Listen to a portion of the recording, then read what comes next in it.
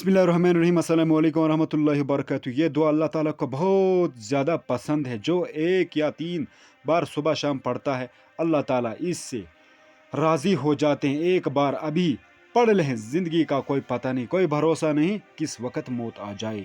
तो बेहतर है कि आप इस दुआ को सुबह शाम तीन तीन मरतबा पढ़ते रहें। तो पहले हदीस मुबारक सुन ले।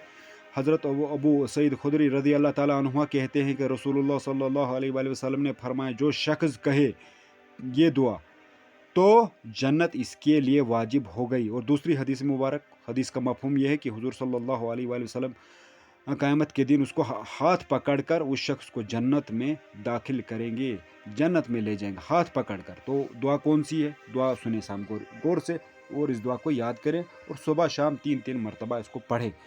तो दुआ क्या है? बिस्मिल्लाहिर्रहमानिर्रहीम। रज़ीतु बिल्लाहि रब्बा व बिल इस्लामी दीना व बि मुहम्मदिन रसूला। रज़ीतु बिल्लाहि रब्बा व बिल इस्लामी दीना व बि मुहम्मदिन रसूला।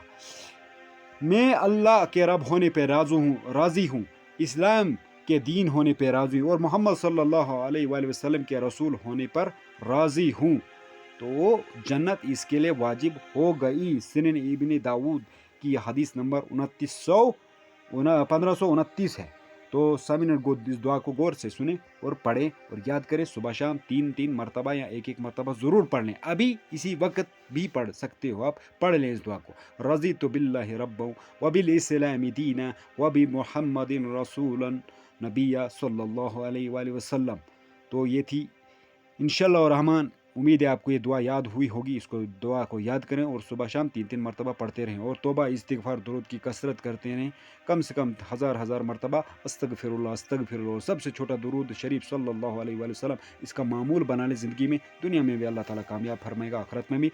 ऐसी वीडियो देखना चाहते हैं, चैनल को सब्सक्राइब भी करें, लाइक भी करें, साहब के लिए से शेयर भी करें, कमेंट में ज़रूर अपनी राय का भी इज़हार करें। अल्लाह हाफ़िज़, जज़ाकल्लाह।